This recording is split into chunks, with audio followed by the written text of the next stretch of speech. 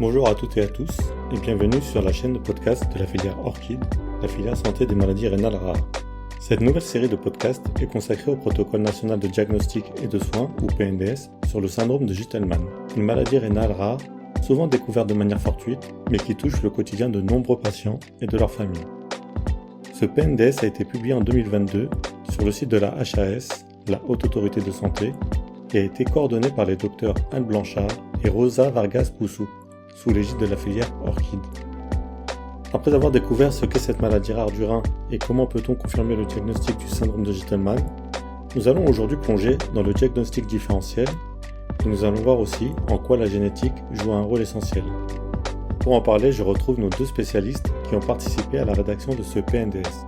Le docteur Rosa Vargas-Poussou, néphrologue pédiatre, généticienne à l'hôpital européen Georges Pompidou, ou HEGP, et le docteur Caroline Probertois, néphrologue adulte en physiologie et exploration fonctionnelle à l'HEGP.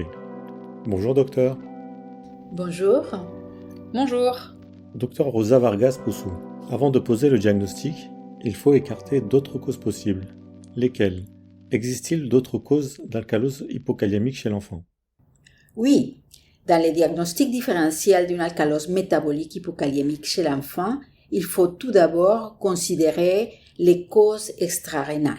En particulier, les pertes digestives chroniques par diarrhée chronique ou prise de laxatifs peuvent entraîner une hypokaliémie. Mais, contrairement à ce qui est observé dans les syndromes de Gitelman, l'excrétion urinaire de sodium et potassium sont basses.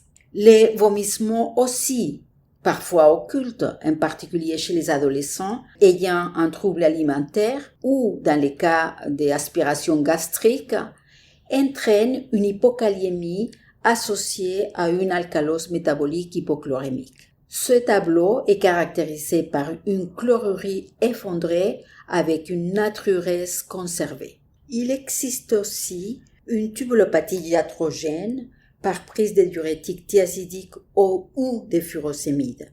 Elle est rare chez l'enfant dans la forme des syndromes de Munchausen et est parfois très difficile à diagnostiquer. La réalisation à plusieurs reprises au cours de suivi d'un ionogramme des urines de 24 heures est un élément utile pour éliminer une prise cachée des diurétiques ou de tout autre agent pharmacologique à action diurétique et complété bien sûr par des dosages de médicaments. À ces causes acquises s'associent deux maladies rares, la mucoviscidose et la diarrhée chlorée congénitale. Ces pathologies peuvent mimer un syndrome de Bartter ou de Gitelman, mais sont des tableaux de déplétion chlorée par diminution de l'absorption, dans les cas de la diarrhée chlorée congénitale, ou par une augmentation de la sécrétion digestive de chlore dans les cas de la mucoviscidose. Comme dans les autres tableaux de déplétion chlorée, la perte de potassium est en réalité rénale. Mais chez l'enfant, les diagnostics différentiels sont essentiellement d'autres tubulopathies et en premier lieu les syndromes de Bartter de type 3, anomalie du gène CLCNKB. Il s'agit d'une tubulopathie avec un défaut de réabsorption des sels qui a les mêmes caractéristiques du syndrome de Gitelman avec une présentation clinique plus sévère et précoce, notamment les retards de croissance et la polyurie. Nous discuterons des autres tubulopathies héréditaires qui font partie du diagnostic différentiel quand nous aborderons les diagnostics génétiques. Docteur Probertois, et chez les adultes, quels sont les diagnostics différentiels? Devant ce tableau clinique et biologique, les principaux diagnostics différentiels à évoquer chez l'adulte sont des vomissements ou la prise cachée de diurétiques. La réalisation à plusieurs reprises au cours du suivi d'un ionogramme urinaire des 24 heures paraît un élément utile pour éliminer des vomissements ou une prise cachée de diurétiques ou d'agents pharmacologiques à action diurétique, par exemple comme des infusions. La natriurèse va alors alterner entre des valeurs élevées, voire très élevées, et des valeurs basses, correspondant à un arrêt des vomissements et ou de la prise cachée médicamenteuse. Les vomissements cachés chez les adultes ayant un trouble des conduites alimentaires seront évoqués dans le cas d'apport en osmole faible, calculé dans les urines des 24 heures. Au cours des vomissements, il existe une perte digestive d'acide chlorhydrique, et la perte d'acide équivaut à un gain de bicarbonate éliminé par voie urinaire avec du sodium et du potassium. Le bicarbonate urinaire n'est pas dosé, mais la présence urinaire de cet anion est indirectement détectée par une quantité importante de sodium et de potassium dans les urines, au total très supérieur au chlore urinaire qui est effondré. Le furosémide est un diurétique le plus souvent consommé lors des prises occultes pour maigrir ou pour cause d'œdème cyclique entre guillemets idiopathique, et sa prise pourrait être évoquée chez les adultes ayant un profil psychologique particulier. Parmi les autres diagnostics différentiels, le syndrome de Gitelman peut être aussi acquis, d'origine auto-immune, par exemple au cours d'un syndrome de Gougerot-Sjogren ou d'une sarcoïdose. Et les autres tubulopathies héréditaires qui miment le syndrome de Gitelman sont plus rares chez l'adulte, mais peuvent être présentes, et nous les aborderons dans la discussion du diagnostic génétique.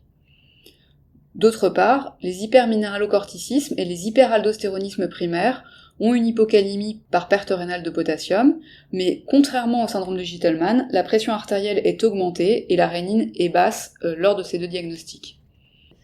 Enfin, la présence d'une acidose métabolique est un élément biologique en forte défaveur du diagnostic de syndrome de Gitelman. L'acidose métabolique oriente vers une acidose tubulaire d'origine génétique ou acquise, par exemple auto-immune, toxique ou iatrogène, ou vers des diarrhées, ou la prise occulte de laxatifs. Dr Rosa Vargas-Poussou, parlons justement de ce diagnostic génétique. Comment se déroule-t-il ? Pourquoi est-il important de faire une confirmation génétique du diagnostic clinique du syndrome de Gitelman ? Le syndrome de Gitelman est dû à des variations perte de fonction dans les gènes SLC12A3 codant pour les cotransporteurs sodium-chlore du tube contourné distal. La confirmation du diagnostic repose sur la détection des anomalies dans les deux copies de ces gènes. Il existe d'autres tubulopathies héréditaires qui sont des phénocopies du syndrome de Gitelman, c'est-à-dire que sont des maladies cliniquement très proches mais qui ont une origine génétique différente. Ces anomalies font partie du diagnostic différentiel car le diagnostic clinique initial chez ces patients est souvent celui d'un syndrome de Gitelman. Il est donc important de confirmer l'origine génétique car les traitements, la surveillance, les complications à long terme et les conseils génétiques sont différents selon la maladie. En premier lieu, il y a le syndrome de Bartter de type 3, qui est de loin le principal diagnostic différentiel.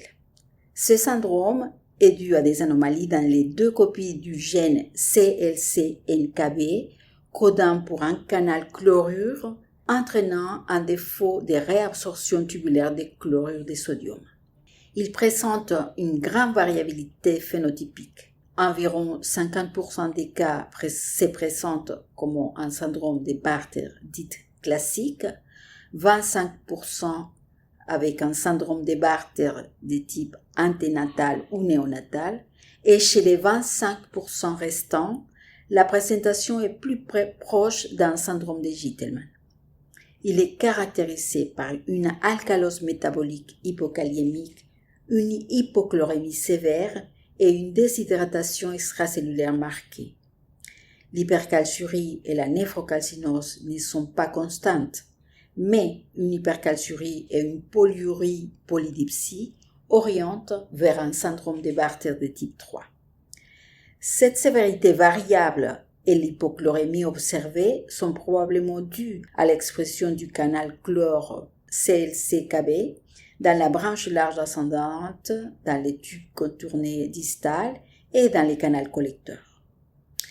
Quand l'ensemble de la population des syndromes de Gitelman est considéré, les syndromes de Bartter de type 3 se présentant comme un syndrome de Gitelman représentent aux alentours de 3% des cas. Une autre cause de phénocopie sont les anomalies moléculaires du gène HNF1B ou HNF1-bêta, maladie de transmission autosomique dominante. Ces gènes codent pour un facteur de transcription, le facteur HNF1-bêta, et dans environ 50% des cas, il existe une tubulopathie avec une hypomagnésémie et moins fréquemment une hypokaliémie et hypocalciurie, mais sans perte de chlorure de sodium. Il a été démontré que HNF1-bêta régule l'expression de la sous-unité gamma de la pompe sodium-potassium ATPase basolatéral codé par les gènes FXYD2 dont l'activité est cruciale pour le transport transépithélial des chlorures de sodium dans les tubes contournés distales. Les anomalies électrolytiques peuvent être les premières manifestations, mais cette maladie a d'autres manifestations, incluant des anomalies pancréatiques avec un diabète de type 2 du sujet jeune au MODY 5, des anomalies de développement rénal comme les kystes, dysplasie, uropathie, et du développement urogénital chez la femme ou une stérilité chez l'homme et des anomalies hépatiques. Les autres causes plus rares pouvant mimer un syndrome de Gitelman sont les anomalies du gène FXYD2 codant pour la sous-unité gamma de la pompe sodium-potassium ATPase. Elles ont été décrites initialement comme cause d'une hypomagnésémie isolée à transmission autosomique dominante. Néanmoins, dans la description des nouveaux cas, une tubulopathie similaire au syndrome de Gitelman a été décrite. Le syndrome Hist-Osisam est une maladie récessive due à la perte de fonction du canal potassique basolatéral KIR4.1 encodé par les gènes KCNJ10. Il associe une tubulopathie en tout point similaire à un syndrome de Gitelman, c'est-à-dire une hypokaliémie, une alcalose métabolique, une hypomagnésémie et une hypocalciurie, et un tableau neurologique sévère avec des convulsions, une ataxie, un déficit intellectuel et une surdité neurosensorielle. Finalement, il a été décrit récemment des anomalies dans 2 gènes mitochondriaux codant pour les ARN des transferts de l'isoleucine et de la phénylalanine, au MTTI et MTTF, chez des patients avec un phénotype de syndrome de Gitelman et une transmission dans la lignée maternelle. De manière surprenante, ces patients n'avaient pas de manifestations dans d'autres organes. À noter qu'une évolution vers l'insuffisance rénale chronique a été observée chez plusieurs patients avec des anomalies dans les gènes MTTF. D'autres tubulopathies responsables de fuites rénales de potassium ou de magnésium peuvent être considérées dans le diagnostic différentiel du syndrome de Gitelman. Mais dans ces groupes, chaque maladie a des caractéristiques propres qui orientent vers son diagnostic.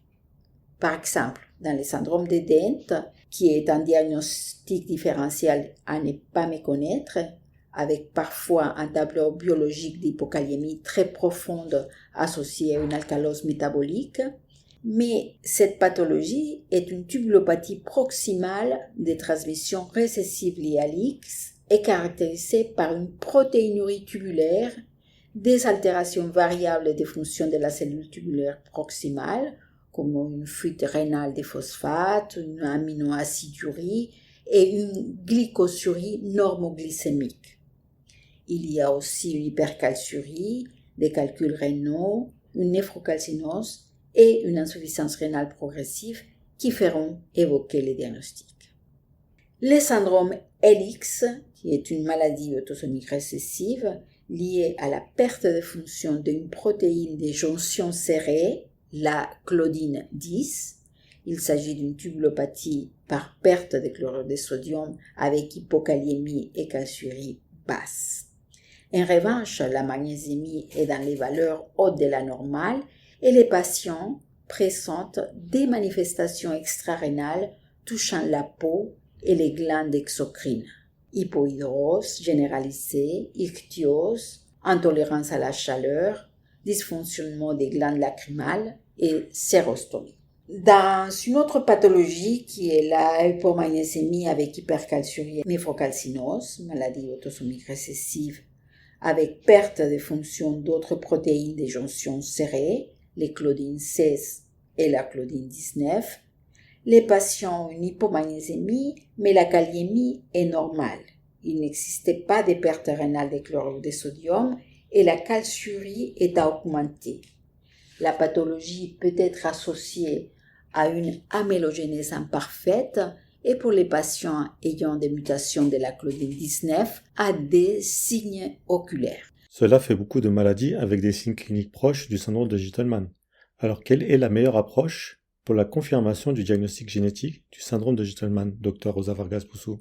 Si l'on tient compte des phénocopies du syndrome de Gitelman et d'autres tubulopathies associées à une hypokaliémie ou une hypomagnésémie, il est évident que la meilleure approche pour la confirmation du diagnostic génétique est aujourd'hui l'analyse simultanée des régions codantes du gène SLC12A3 et des autres gènes impliqués dans le diagnostic différentiel avec les séquençages à haut débit.